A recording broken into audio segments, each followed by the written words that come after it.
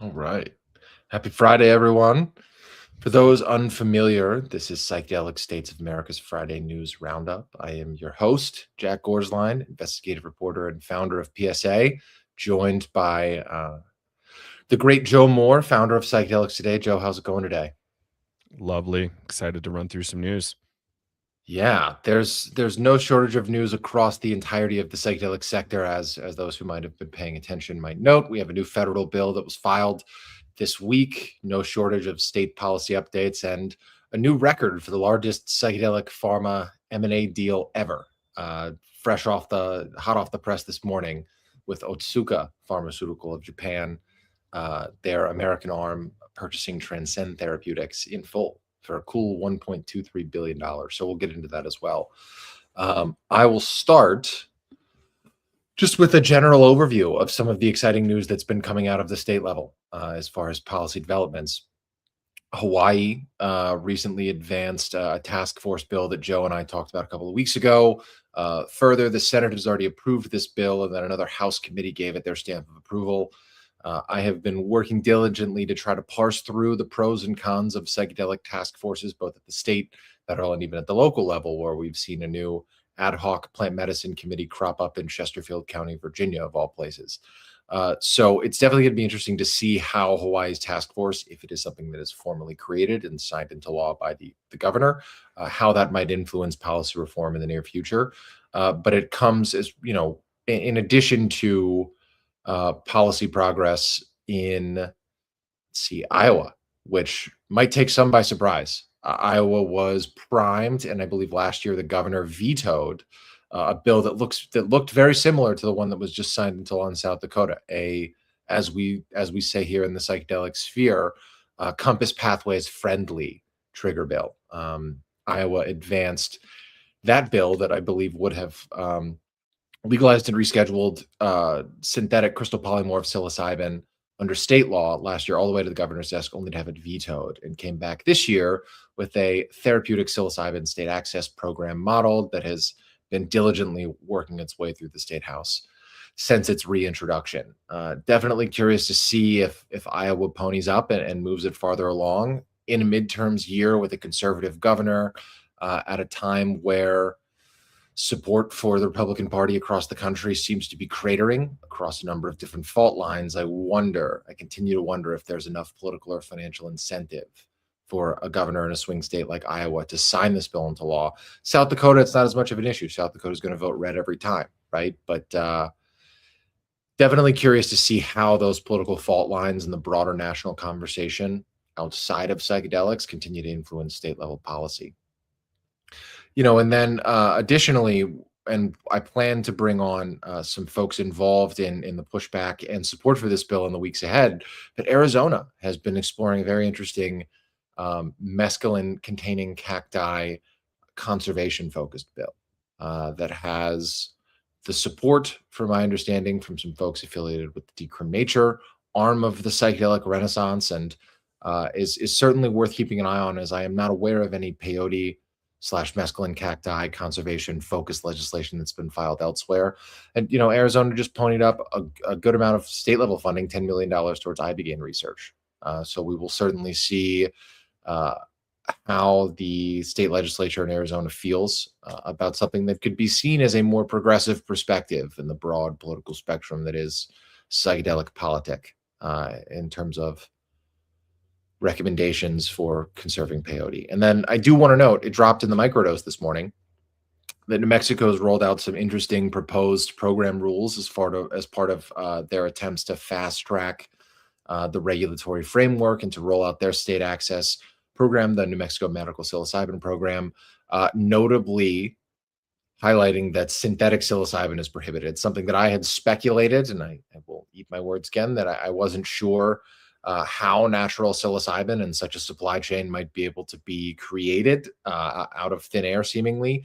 But the New Mexico State Psilocybin Advisory Board, as well as the lawmakers that are supportive of this issue, have really honed in on, we're not going to have synthetic psilocybin. This will be true to the natural psilocybin language that was written into the core framework of this bill and this program. And additionally, I think one of the notable provisions is that you can't have a vertically integrated facility. It's either you apply for licensure or you apply to be a cultivator, a facilitator, or a cultivator business owner. I don't think, from my understanding from what the microdose ran today of the proposed rules, you can't hold both licenses. So lots of really interesting stuff coming at the state level as we, continue to uh, see what I believe is a total of 106 bills related to psychedelics filed at the state level across the country.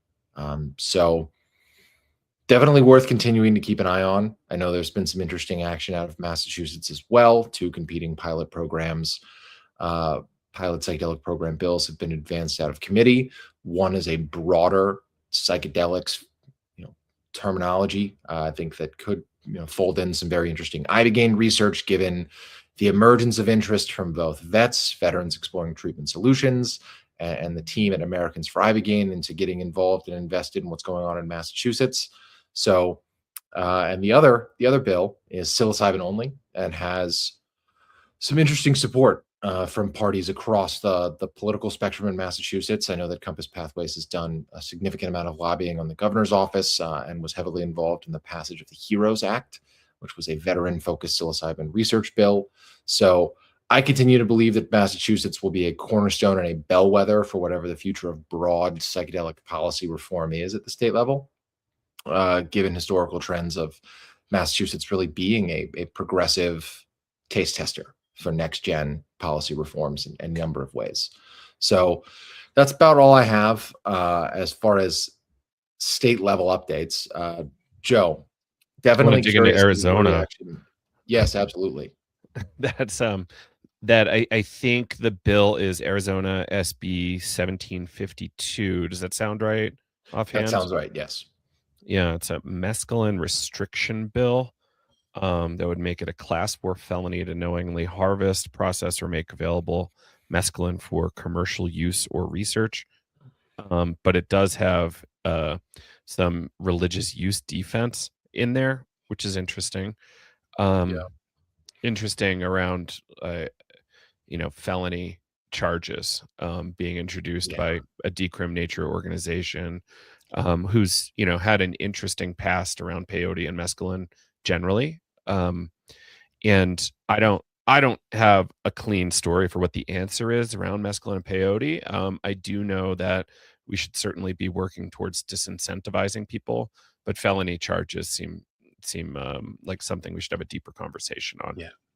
I can't speak to the whether or not that particular aspect of the bill is supported in full by the organizations we've mentioned, but I know Hmm. that the bill is definitely an interesting one, and I do think it marks the first time that anybody has taken the idea of peyote conservation to to the state house in any state and tried to make a legislative framework out of protecting peyote and mescaline Right. and cacti.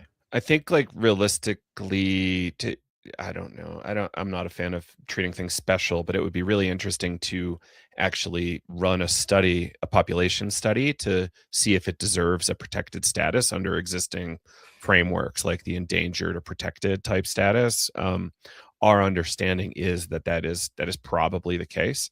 But realistically, people as part of NAC and other religious organizations probably deserve some sort of exemption. That said, it's a really complicated ball of wax, especially since it's really complicated to have conversations on this topic around cultivation, gardening. So it's nothing but if not very complex. So yeah, it's something that would be really good to do a deep dive on in the future. Mescaline and peyote politics are fascinating. Definitely. I know that yeah, I know that the folks at Normalize Psychedelics, which one of the co-founders, Jamie Blasquez, is based, I believe, in Flagstaff, Arizona. Very keen to elevate the kind of discourse we're having surrounding peyote conservation. I agree with you that I think there needs to be some really more robust research into the scarcity or potential endangerment of the peyote supply. I know that the Associated Press ran some really phenomenal coverage about peyote conservation issues in Texas in particular that I would encourage folks to go read. But yeah, definitely, definitely a part of the conversation we're not addressing enough in the independent psychedelic media as of late, and I hope we'll definitely be able to dig into it further with some more hard data. So Texas, So just to be clear, Texas does mark peyote as threatened slash endangered, and that does give it some interesting status. And it's not just harvesting; it's land development and much more playing here. mhm, So, gotcha. yeah, what's next? Well, really interesting action at the federal level here in DC. A newly filed congressional bill by Senator Tim Sheehy out of Montana. I believe it's the uh, Health Administration Novel Therapeutics Preparedness Act of 2026. They are all very long and windy names, but essentially would establish, if passed and signed into law by President Trump, would establish an Office of Novel Therapeutics within the Health Administration, the VA, that would both rapidly deploy next gen access solutions for veterans to access novel therapeutics that isn't exclusive to psychedelics, but obviously the language, as you would imagine, is heavily influenced by psychedelic advocates and veteran healthcare advocates. So names a lot of psychedelics as potential novel therapeutics, and also lays out some guidelines for the establishment of a Veterans Advisory Committee within the VA that would be involved in this Office of Novel Therapeutics. I think what's really interesting about where this could go is if established, these recommendations that such a committee and such an office might make would be easily deployable. Maybe not easily deployable isn't the right way to put it, but could be deployed across the entirety of federal healthcare policy in theory. Um, again, this is the fourth bill that's been filed. We've seen two companion versions of this Innovative Therapies Centers of Excellence Act, as well as the Freedom to Heal Act, which I have reported pretty repeatedly is dead in the water, and not moving anywhere and will not be assigned any kind of committee hearing. But what I have heard in the days since this bill's introduction, this Novel Therapeutics Act, is that this is the most likely bill to move pretty quickly through Congress. I have heard whispers that a number of prominent senators are ponying up to co-sponsor this bill, and that there could be a hearing here in DC as early as the second week of April.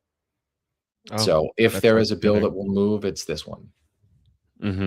Yeah, I've been watching this particular project for a while, and I think they just keep adding names, which is great. So we have more and more support. Um, I think one version change that happened from like an earlier version was that there was going to be no less than 5 centers of excellence. In this latest version, there's no less than 1 center of excellence. I updated our recent article that covers this to reflect that. And yeah, I think who's on the activist front, I think we had some quotes from Amy Rising. Can you say Yep. anything about who Amy Rising is in this role? Yeah. Amy Rising is a veterans mental health care advocate based here in the DC area, actively involved in a number of different both cannabis and psychedelic advocacy efforts in and around Congress and on Capitol Hill. And per my reporting for Lucid News earlier this week about the bill, was intimately involved in the drafting of this framework to establish this Office of Novel Therapeutics, along with input from folks that, Joe, you've had on before, like Melissa Lavasani of the Psychedelic Medicine Coalition. I know that the folks over at the Mission to Live Foundation, Jay Kopelman, certainly had some input and influence over anything that's happening related to veterans' mental health care. And I was fortunate enough to speak to Logan Davidson as well, kind of the psychedelic policy whiz kid, if you will, for both vets and with Americans for Ibogaine. And he specifically noted that this is a good sign that Senator Sheehy, as a U.S. Marine veteran himself, understands the stakes and understands, what's at risk here as the veteran mental health care crisis kind of continues to accelerate as we're entering a phase of active war, depending on who you ask, with Iran. So it is a fascinating time to be covering psychedelic policy in DC with all of the competing factions. But Amy is a policy ace, and I think had some really strong connections with congressional staffers that led to this bill being taken pretty seriously from the jump. So Yeah. definitely excited to see where it goes. And yeah, I'll also just note that this comes at a pretty interesting time for the VA, right? Like in the Doge Department of Government Efficiency era, we've seen extraordinary federal spending cuts, and that's hit the Veterans Health Administration pretty hard. I cited in my coverage for Lucid News earlier this week that ProPublica's recent reporting has documented hundreds of staffers being laid off that are mental health care professionals in particular. I believe some of the wait lists and wait times for veterans to be, just have their input, their intake appointment is 6 months or longer. This Office of Novel Therapeutics is a really great idea on paper. There's still certainly some tension as to whether or not it can fast track next gen care actually reaching veterans on the front lines of this crisis. My hope is that it can, but the bureaucratic roadblocks that slashing funding in the way that it has been might present is going to be worth keeping an eye on, to put it lightly. I think worth noting, the VA did not necessarily plan on having a major staff reduction around mental health care, Sure. given their crisis around suicidality of veterans. 22 to 45 a day suicide by veterans, I think, is the numbers we're at currently, somewhere in that range. And cutting on something that could save so many lives is likely only came from Doge, not necessarily from the VA. Yes, very important to clarify, for sure. And if you haven't seen some of the deposition videos that have been going around of now, I guess, former Doge staffers justifying or being asked to kind of justify the decision making behind some of the cuts that were made, it is harrowing and frankly a bit depressing to watch. But I think is really important to understand the bureaucratic tension we're seeing on both sides of the aisle and the equation here in DC, as it will undoubtedly have an impact on where funding comes from for next gen policy issues like this. Yeah. So on to this new deal, record breaking deal. Yeah. So as we mentioned to start the show, Otsuka Pharmaceutical, Japanese multinational pharmaceutical giant, heavily involved and invested in psychedelic research. They're actually one of a few members of the Association for Prescription Psychedelics, which Joe and I talked a little bit on Monday, involved in some federal lobbying issues, allegations, complaints. But Otsuka is one of the gold standards for pharmaceutical innovation. So their interest in this so-called class of neuroplastogens, or non-trip psychedelics in itself, they have a pretty robust portfolio. But the news broke just this morning, and would highly encourage folks to read the coverage over at Psychedelic Alpha, as well as my friend Jake Slomowitz, who runs Psychedelic Vantage, for their perspective on all of this. But it's pretty groundbreaking stuff. $1.23 billion to acquire, I believe, all, Transcend Therapeutics in its entirety, but it specifically centers around a pretty promising drug that's in development, Joe, methadone. Can you tell us a little bit about methadone and why this matters? Yeah, so this is an interesting thing. So methadone would often in the underground be sold as a substitute, like a fraudulently sold to people, let's put it that way, as MDMA. So it's interesting. I got a little giggle when pharma puts up the numbers, right? They call it a trade name, kind of like TD and a bunch of numbers. And then I had to do a little digging to find out it was methadone. So they're calling it TSND-201 at Transcend. In deal terms, just briefly to get super specific, up to 1.225 billion. This is more than the AbbVie deal for that ibogaine analog that's potentially safer and better. With 700 million paid upfront to shareholders, with another 525 million tied to future sale milestones, which is fascinating. So more money later for Transcend. And I was surprised to hear that they actually did have breakthrough therapy designation for this drug from FDA. So that's signals really good results. And I think we had some disappointment with the MDMA Lycos situation with FDA, but we had serious pharmaceutical companies on their tails having much greater success, and this is an indication of that. Not that Yeah. this is phase 3 yet, but a deal of this size from such a serious pharma player to me indicates like some substantial things. Did you want to jump in? Yeah, I was just going to say that we've seen a really interesting push in the press that I think, could likely be tied to pharmaceutical interests, downplaying the efficacy of psychedelics. There, obviously, we talked a bit with Steph Carzine Abrams on Monday's show about a recent study that I believe the conclusion was that psychedelics are no more effective than SSRIs in treating treatment-resistant depression. The waters are a lot muddier than just that one sentence summary, but we've seen a lot of intriguing coverage about ketamine assisted therapy. There was an absolutely, I think, abysmal New York Post article about AOC, Alexandria Ocasio-Cortez, congresswoman from New York, and her use of ketamine assisted therapy, presumably.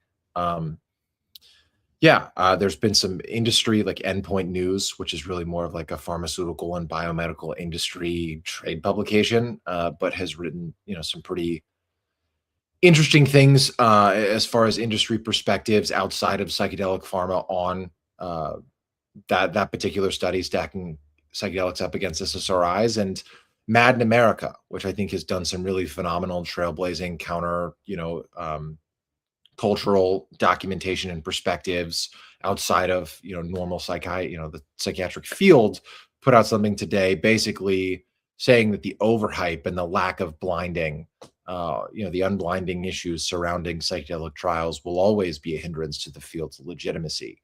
So much like we've seen a flurry of alcohol lobby pushback in the press against cannabis's efficacy to treat certain mental health conditions in the kind of the buildup to rescheduling of cannabis, I think given Compass Pathways seems nearly on lock to be approved by the FDA for their COMP360 compound by the end of this year, we're going to see a really interesting flurry of psychedelic skeptical media coverage that I would not be shocked if it wasn't the due diligence and dirty work of pharmaceutical PR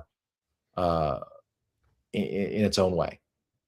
Balas, the researcher who put out that recent study talking about kind of comparing success of SSRIs to success of psychedelics broadly, that deserves a lot of analysis. Robin Carhart Harris and him are very engaged in a long conversation. So, I only bring that up in terms of like open label kind of studies and blinding. And, the Mad in America article, guys, we've known blinding has been an issue with psychedelics the whole time. Like, let's not pretend, people have been using Benadryl as the placebo. That said, some people at these trials, when they receive Benadryl, have a full tilt mystical experience. And what is that? And I think what's going to have to happen here, Jack, is upgrading the scientific methodologies, not necessarily like this isn't shade on psychedelics. This is a limitation with science as it is in 2026. And we're working to address that as a collaborative. If anything, you want to finish there, and I want to jump back to Otsuka. Yeah, I guess I was just going to say that Robin Carhart Harris had a really interesting Twitter thread looking at, I believe, escapradalam. I'm going to butcher the name, but a common antidepressant, and some of the blinding issues with those studies looking back, and how the majority of patients who saw improvement had previously tried the drug and gone off of it and then were entered in these clinical trials that test its efficacy. The idea that the science and the scientific research standards surrounding these clinical trials for any number of drugs can't be, that there can't be a thumb on the scale. We have countless examples across the pharmaceutical industry of today with opioid research, with benzodiazepines, putting their thumb on the scale to, improve or hype up the outcomes so that their drugs can get approved. And I think what we're seeing in terms of some of the skepticism in the media that I think will ramp up is a willful weaponization of the lack of scientific literacy of the American public to cast doubt on the efficacy of these drugs rather than to cast doubt on the efficacy of the scientific structures and organizational infrastructure that surrounds the ongoing research. Anyways, that is the end of my spiel on the subject. Back to Otsuka. Otsuka. So methylone, some people say it's like, oh, they engineered out the trip from MDMA. I don't think that's necessarily true. I saw one reference in one piece to it removing the psychedelic portions of MDMA. I think that's a little bit of a cartoonish way of putting MDMA as having a psychedelic component. It's a uh, what do we want to call it? It's a methamphetamine that occasionally has some entactogenic and way more intermittently um, has some psychedelic component. So, it's a methylone that is the drug Transcend is working on is a cathinone, not a methamphetamine. So it's a totally different class of molecule. Um, that said, there's a lot of really interesting things in this cathinone class of drug. It comes from the khat plant that people love to chew in the Middle East. It's a stimulant, and Dr. Ezekiel pioneered this class in the same way that Sasha Shulgin pioneered in tryptamines and phenethylamines. And the cathinone class of drugs, the things we're seeing that are really popular in America these days, 3-MMC, 4-MMC, very popular in nightclub environments, Burning Man type environments, and actually I've been seeing it pop up more and more in talk therapy in places like Toronto and assortedly in Canada. Canada is getting quite advanced around these things. Cool. So that's lovely to Yeah. see. Most popularly, cathinones, you would see them as what the popular press has demonized as bath salts. So it's a large class of drug. And get this, one of them got a breakthrough designation by the FDA. So it's a very interesting. It's I've had some of these cathinones.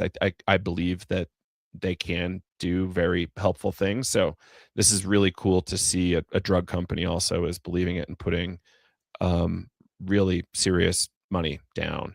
And I think what this does, Jack, is signals to the market that there's not one, but two giant over $1 billion deals, so that investors are now taking this thing very seriously. And I think I wouldn't be surprised if we see one or two more of these deals before Compass gets approved by the FDA. And that would just signal huge shifts in our ecosystem. Agreed. Yeah, that was some of the speculation on psychedelic Twitter, for those unfamiliar, which is a community that has definitely fallen off, and a lot of folks have fled to Blue Sky, but there's definitely still some interesting chatter. And yeah, I would be shocked if there wasn't at least one more acquisition. And it also comes off the heels of it came out earlier this week that Gilgamesh just completed a $60 million fundraising round off the heels of the AbbVie deal last year. So I saw that. Continues to be a bunch of investor interest in this. I think I'm really keen to get our friend of the show, Jake Slomowitz from Psychedelic Vantage on. He's really had his finger on the pulse of psychedelic drug development for a number of years now. But yeah, I think the money, there's a gold rush to be had with a few more acquisitions. And if you're a smart investor, you probably know a lot more than me about where to put your money, but certainly a field to keep our eyes on. Yeah. And Jesse here on LinkedIn posts some insightful comments around how we might actually start doing a bit better around science and headlines. I think this has always been the case with science writing and reading. And, a lot of it, there's a lot of Chicken Little material that gets out there, For sure. I believe the science around climate, but with this drug stuff, we have to be a little bit more careful. And just because it says one thing doesn't mean that's what it should radically pivot our kind of wisdom around the topic. I saw a breakdown of that article we were chatting about earlier, Balazs Sigeti, I think, and he's been on the show. I apologize, I can never get his last name. I'm sorry, buddy. And the point being is perhaps they have similar performance, SSRIs to psychedelics, but what if we actually do a breakdown on side effects and known peripheral effects? So a lot of the side effects from psychedelics are actually pretty great. So, and a lot of the known side effects from SSRIs aren't necessarily pretty great. But I'm not trying to demonize a class of drug. I'm just saying we have to take a really, really, really big view when we try to contextualize when we see headlines like that. Yeah, well said. Well, we're coming up on time. I'd be remiss not to just plug that we have a couple of really exciting in-person event opportunities coming up. I will be hitting the road, taking PSA and the Psychedelic Writers Guild on the road, both to Denver for PsyCon Denver in just a couple of weeks. We're also, along with Psychedelics Today, a proud media partner of the Shirkuda Institute's Psychedelic Culture Conference this year.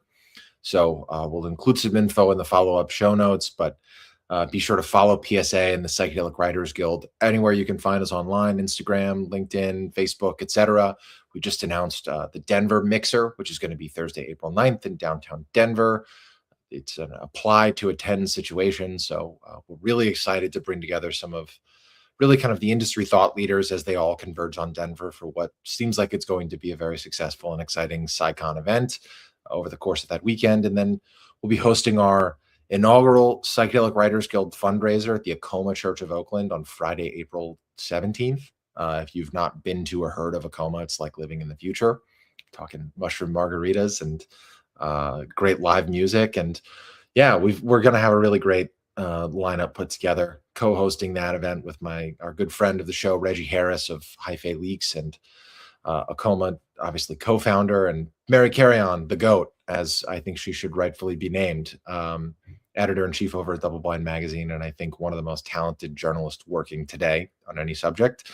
We'll all be hosting a little fireside chat about the state of psychedelic media, and then having a great time with some truly immaculate vibes. So, Joe, I know you'll be at the PWG Mixer, but wish you could make it out. I know you're going to be hanging in Denver for Shroomski. They've got a really great bicycle day weekend lineup going. So wish I could be there for that, but you can't be in two places at once. I do think that building community. Yeah. And I do think that building community in person is going to be something that helps continue to elevate and amplify good shepherds in the independent psychedelic media as it continues to evolve. So grateful for Psychedelics Today's support and hope to see anybody who's tuned in that might want to show up at those events.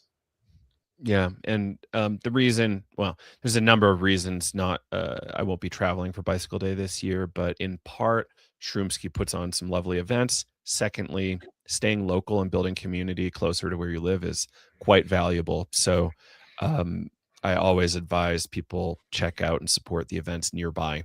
So please do that. Shroomski's on April 19 now, I think 11 to 7. In Lakewood, Colorado, not in Aurora anymore. It's a way shorter drive for me, so I'm stoked on that. So let's see what else is going on here. I think that's it. I think we nailed it. So check out our classes at Psychedelics Today. Try to become a member at our portal.